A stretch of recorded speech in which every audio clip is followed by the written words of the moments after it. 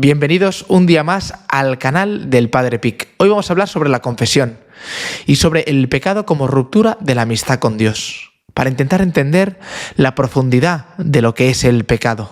No es simplemente la transgresión de una ley, como iremos viendo, sino que es algo mucho más profundo. Es quebrantar, es romper la amistad con Dios. A veces vivimos un cierto entusiasmo cristiano, no somos cristianos entusiastas, y combinamos esa vida con la vida de pecado, ¿no? Es algo que podemos compaginar, ¿no? Estoy entusiasmado por Cristo, ayudo en la parroquia, sirvo, doy catequesis incluso, ¿no? Evangelizo, por donde sea, pero eso lo compagino con una vida de pecado, ¿no? Pero es que la amistad con Cristo es algo mucho más íntimo, ¿no? Que nuestros, actos exteriores meramente, ¿no? Lo que podemos hablar por nuestra boca, sino que esa amistad con Cristo se manifiesta realmente en una vida alejada del pecado, no solo por la maldad del pecado, sino sobre todo, porque eso significa quebrantar la amistad con Dios. Y Santo Tomás distingue el amor de benevolencia y el de amistad. Dice, la benevolencia se tiene que ir fortaleciendo a través de actos concretos para que realmente sea amistad. La amistad, en el fondo, es una unión de voluntades, de entendimiento, de corazón, Digamos que palpitar al unísono, amar por encima incluso de uno mismo al otro, ¿no? Ese es el amor de amistad, especialmente el amor de amistad con Dios, que está llamado a ser amado sobre todas las cosas, incluso por encima de uno mismo. Por eso se va haciendo cada vez más sólido en la medida en que avanzamos en el conocimiento del Señor. Y así Él va conquistando nuestra alma, nuestro entendimiento, nuestra voluntad, nuestro corazón, para que cada vez haya una relación más concorde, es decir, donde el corazón mío esté unido con el del Señor. Vayamos al unísono. Y Jesús mismo dice, yo os llamo amigos, permaneced en mí y yo en vosotros. Por lo tanto, es una verdadera amistad, que es incompatible con una vida desordenada. Así pasó con Zaqueo, cuando Jesús se encuentra con Zaqueo y le pide que va a ir a cenar a su casa esa noche. No le sermonea sobre los mandamientos, exactamente no sabemos lo que le comentó el Señor, solo sabemos lo que pasó al final de la cena, que es que Zaqueo se levanta, se pone en pie delante de todos y dice, doy la mitad de mis bienes a los pobres y si he defraudado a alguien, le restituyo 4 veces más. Y el Señor dice esa frase tan bonita, hoy ha llegado la salvación a esta casa.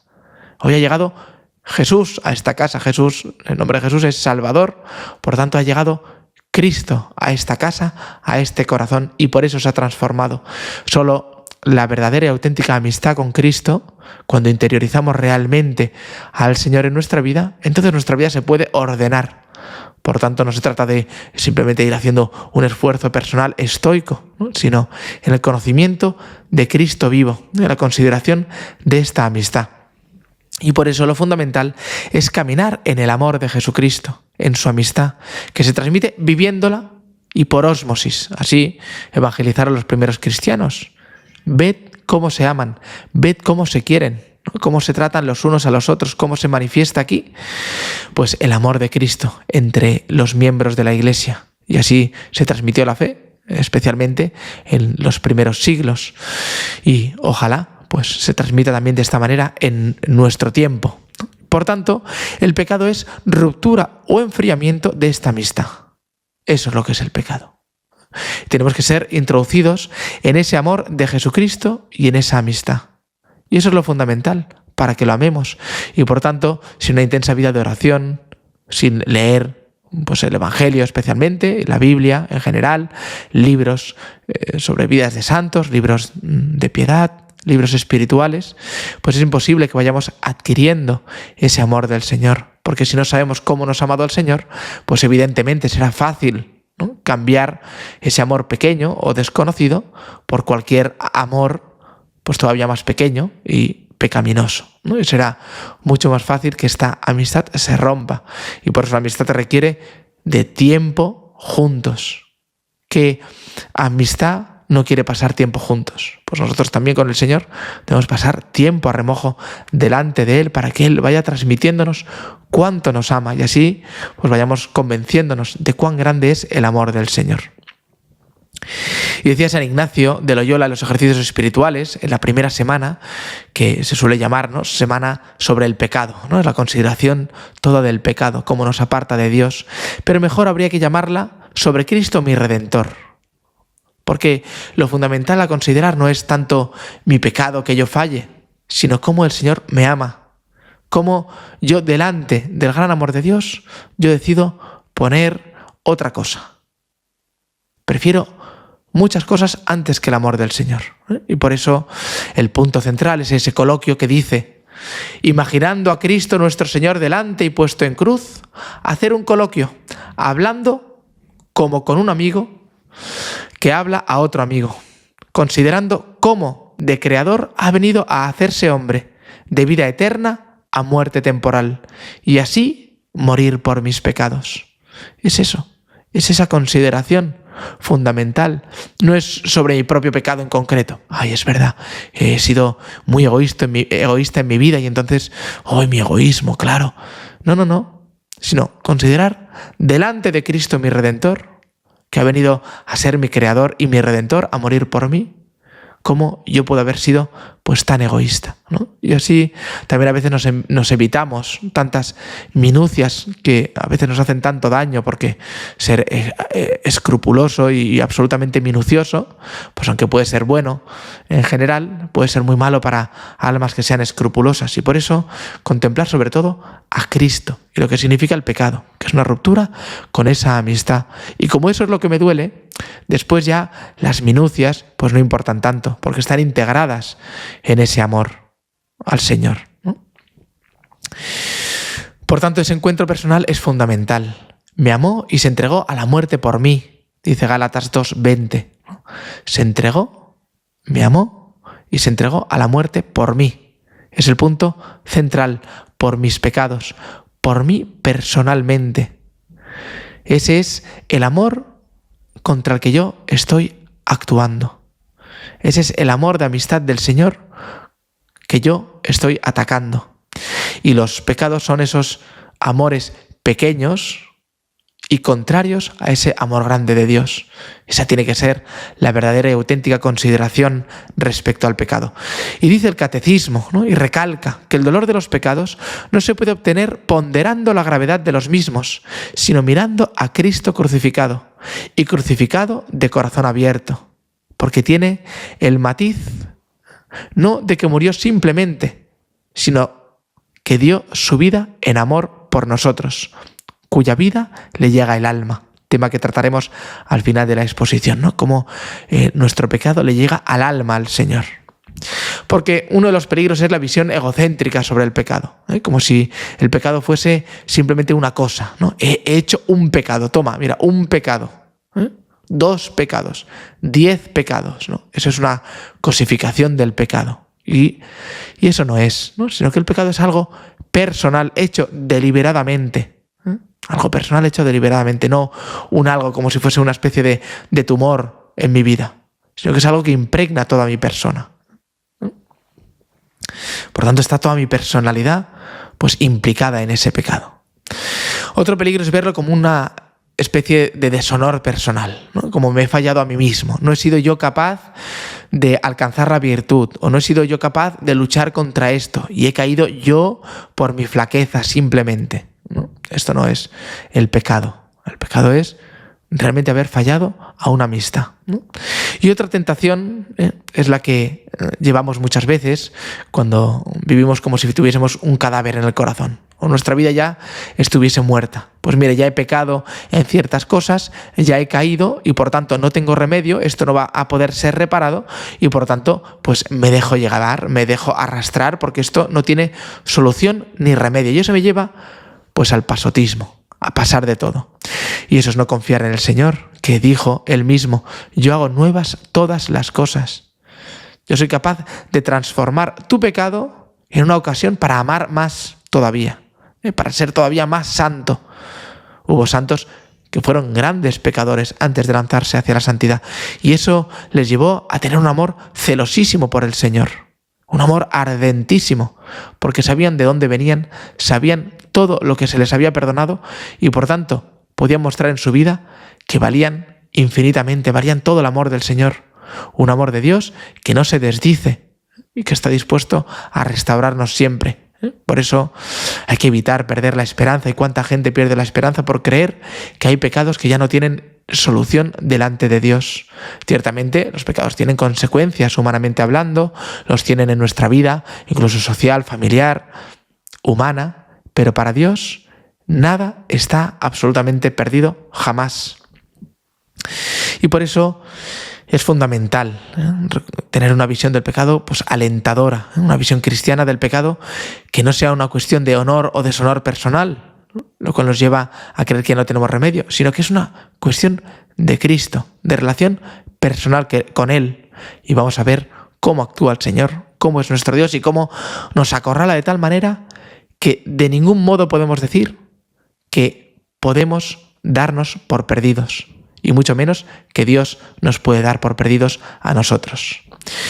Porque el pecado no es simplemente un quebrantamiento de una ley, ni la pena del infierno es una respuesta al quebrantamiento de esas normas o de unos pecados concretos.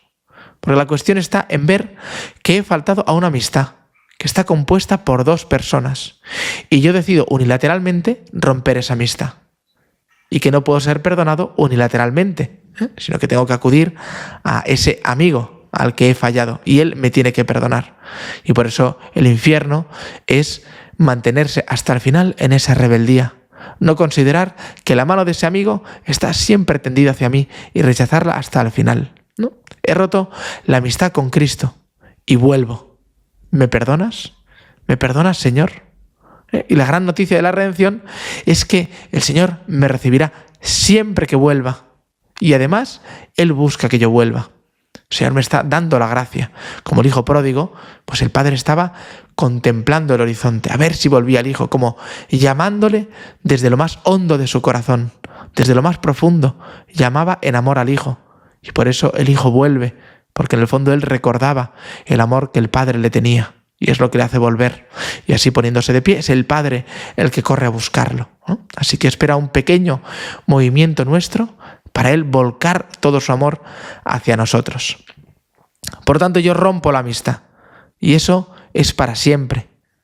No como castigo. Nunca hay que pensar que Dios inflige un castigo externamente, sino que es consecuencia de que me he apartado de Él. Ese castigo es el hambre que siente el hijo, especialmente ese hambre interior que después se muestra en ese hambre exterior que quiere satisfacer con las algarrobas de los cerdos y ni siquiera a ellas se le dan. Es realmente ese vacío exterior de estar fuera de la comunión con el Padre.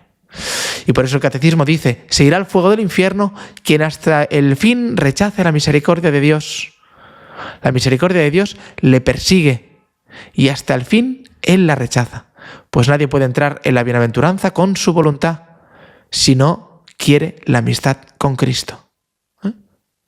Por tanto, ese es el infierno. Rechazar la amistad con el Señor, rechazar su amor hasta el final. Y Jesús muestra la gravedad del pecado no con grandes consideraciones, sino primero mostrando su gravedad en el huerto de los olivos y en la cruz. Y segundo, situándolo siempre en un ambiente familiar, como en el hijo pródigo, donde el pecado es marcharse de casa y muestra el dolor del Padre. Porque ya hemos dicho que el pecado no es quebrantamiento de la ley. Me salto un semáforo, por ejemplo, estoy quebrantando una ley, digamos, civil, una norma de tráfico, y me pilla la policía. Pues si la policía a veces se enfada y digo: oye, pero no se enfade usted, yo me he saltado un semáforo, he transgredido la ley, me pone la multa, pero yo a usted no le he ofendido, no tiene que enfadarse conmigo. Pero lo que muestra Jesús en ese marcharse de casa es el dolor que siente el Padre porque el Hijo quiere dejar de ser hijo. Le molesta el Padre. Quiere disfrutar de los bienes separándose del Padre. Y el Padre le había dicho, ¿no? Todo lo mío es tuyo. Eso lo dice al hijo mayor, pero los dos hermanos, los dos hijos, lo sabían. Todo lo mío es tuyo. Todo es nuestro desde la comunión. Es decir, todo se puede vivir bien desde la comunión conmigo, desde esa amistad. Y por eso el pecado es querer disfrutar todo fuera de la comunión con Dios. Y eso es lo que le duele al Padre. Es decir, yo quiero lo tuyo, pero sin ti. Y eso pasa incluso en la amistad pues humana. ¿no? A veces somos muy amigos de otra persona, pero hay cosas como que nos reservamos para nosotros. No queremos vivir con el otro, ¿no? Queremos apartarnos porque el otro es un estorbo en eso que yo quiero hacer muchas veces. Y la alegría que le da la vuelta del hijo muestra el dolor cuando se marchó. La alegría fue grande porque fue grande el dolor. Por eso es tan grande la alegría cuando volvemos y cuando vamos a confesarnos. Así de grande es la alegría del Padre, que tanto dolor tenía, pues tan grande era el dolor y tan grande es la alegría. Y no es un sentimentalismo lo que tiene Dios, ¿no? Sino que es una serenidad, es un dolor sereno, de aquel que le duele. En el fondo, el Padre lo que está pensando es, ¿yo qué más he podido hacer por mis hijos? Les he dado absolutamente todo. Estoy convencido del gran amor que les tengo. Y ellos se van. ¿Por qué se van mis hijos? ¿Por qué pecan? No lo entiende el Señor en el fondo, ¿no? Y Él no se comporta como un histérico y se va a la cama y golpea la almohada y se pone a llorar, ¿no? Sino que desde lo más profundo siente un dolor intensísimo, pero que le deja sereno a la vez.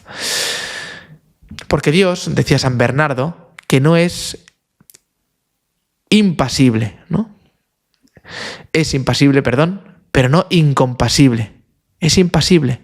No puede padecer, no le podemos quitar nada ontológicamente al Señor, pero no es incompasible. Al Señor le llega al alma el comportamiento del hombre, aún siendo Dios. Le llega al alma, a lo más profundo. Y por eso le dice a San Pablo, Jesús, el mismo Cristo, dice, soy Jesús a quien tú persigues, soy perseguido por ti, me duele que me persigas. La persecución es dolorosa. Me están persiguiendo, me da igual. No, a Jesús le duele, claramente, ¿no? Y no es un dolor de corrupción, no le quitamos ontológicamente nada, no, sino un dolor de amor, porque nos ama y por lo tanto mucho más profundo. Porque toca a lo más profundo, no es me estás quitando dinero, que es algo ajeno a mí, me estás quitando, no sé, un brazo, de cierta manera, sino que es me estás atacando en mi corazón, en mi alma. Eso es lo que se siente realmente dolorido cuando nosotros pecamos.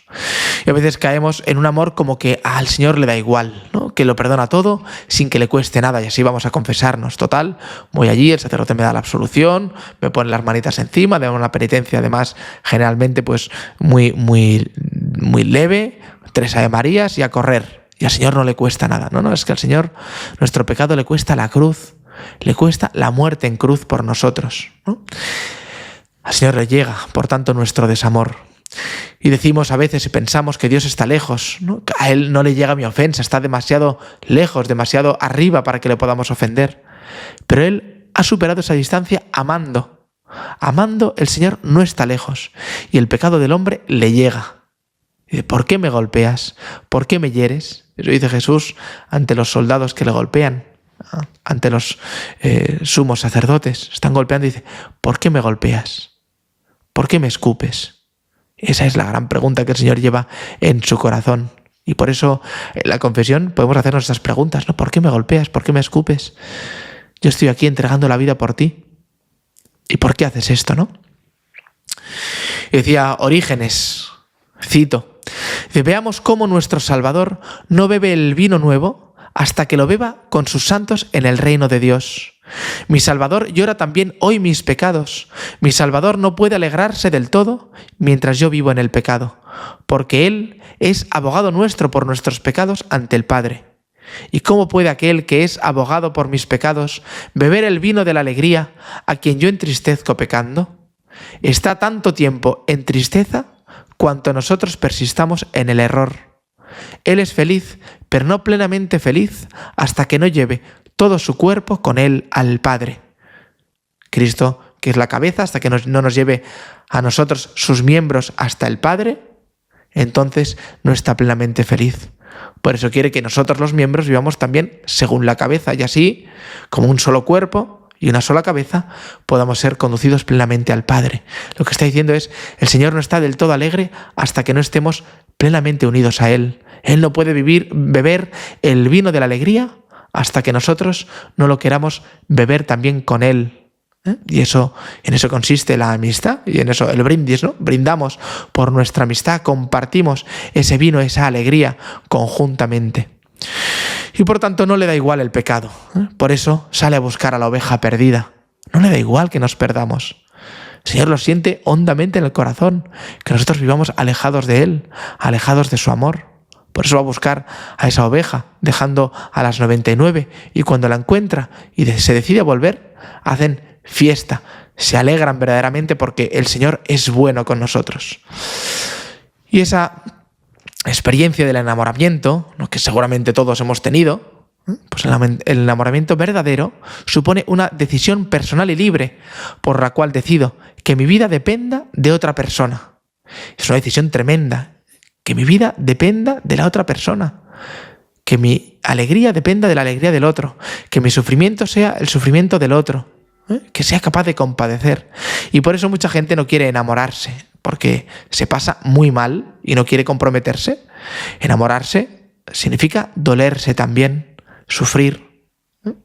Por eso mucha gente evita el enamoramiento y mucho más el amor.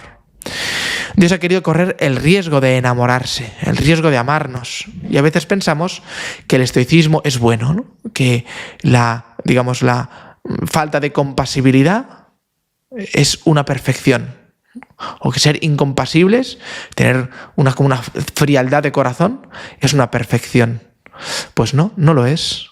No lo es. El apático no es más semejante a Dios.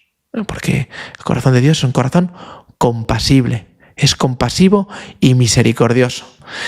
Y el santo, cuanto más santo, más le llega al alma el pecado. Y más paz tiene y más feliz es.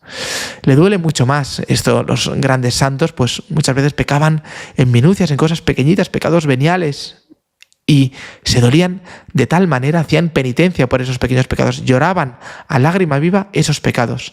Y nosotros ni siquiera los pecados mortales, aquellos que nos separan radicalmente de Dios, nos hacen verter ninguna lágrima. Y eso es porque los santos precisamente consideraban el pecado a la luz de esta ruptura, de esta amistad, a la luz de la cruz del Señor, de entender que Él había dado la vida por mí y que al que he fallado es a ese Dios tan grande y tan bueno conmigo.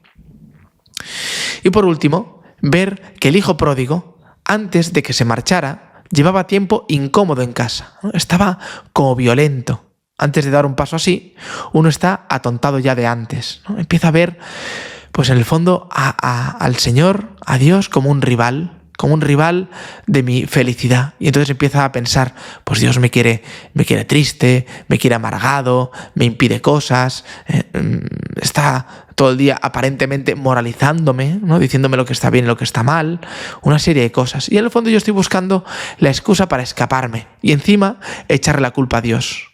No, es que la iglesia es muy exigente, pero esto es culpa de la iglesia y por eso me aparto de Dios, ¿no? Es que esto no lo entiendo y por eso me aparto de Dios. Buscamos muchísimas excusas para apartarnos de Él, ¿no? Porque es una molestia, nos genera este Jesús pues tan exigente, el amor del Padre, ¿no? Nos parece algo malo. Y en el fondo es lo del hijo pequeño, que en el fondo tiene envidia de la bondad del Padre y por eso tampoco quería estar con Él. Y decía el padre Mendizábal dos jaculatorias. Dice, de un mal cuarto de hora, líbrame, Señor. En el fondo, pues la adolescencia o primera juventud, donde muchas veces vivimos estas tensiones, ¿no? De querer como apartarnos de Dios, donde se nos dan como las luces de estas grandes transgresiones de nuestra vida. Pues dice, de esa adolescencia o de un mal cuarto de hora, líbrame, Señor, para que no me decida por marcharme de casa definitivamente, para no tomar decisiones absolutamente drásticas. Pero si las tomo, y si lo hago, y si de este cuarto de hora, de esta adolescencia, de esta primera juventud, se deriva una vida apartada de Dios, pues dice, de ahí viene la segunda ejaculatoria, que es de la desconfianza después de un mal cuarto de hora, líbrame, Señor. Es decir, de la desconfianza generada después de una mala adolescencia, de una mala juventud, o incluso de una adultez mala, porque hoy en día ya pues hay adulteces pues también terribles. Pues líbrame, Señor, de esa adultez mala también, que siempre pueda volver a tus brazos, que nunca desespere de tu misericordia. Así que siempre, siempre, siempre estamos a tiempo de volver al seno del Padre mientras tengamos vida. Y por eso la confesión debe ser hecha desde esta perspectiva. He roto la amistad con un Dios que me ama y me busca y ha dado la vida por mí. Y si esto no nos remueve interiormente, difícilmente tendremos un arrepentimiento sincero y un propósito de enmienda eficaz. Difícilmente nos lanzaremos realmente hacia querer profundizar en esa amistad con Dios y que esa amistad con Él sea inquebrantable y motivo de movimiento de nuestra vida espiritual.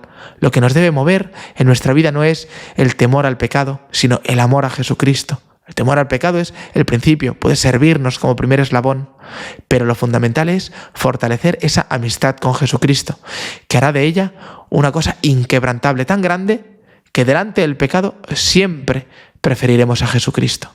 Pues le pedimos a la Santísima Virgen, ella que es la Inmaculada, la mujer sin pecado, que nos ayude a caminar siempre, como ella lo hizo, al unísono, en el amor a Jesucristo, en una concordia de corazones. El corazón de la Virgen latía al unísono con el del Señor, pues que nuestra vida también esté anclada, unida a la de Jesucristo.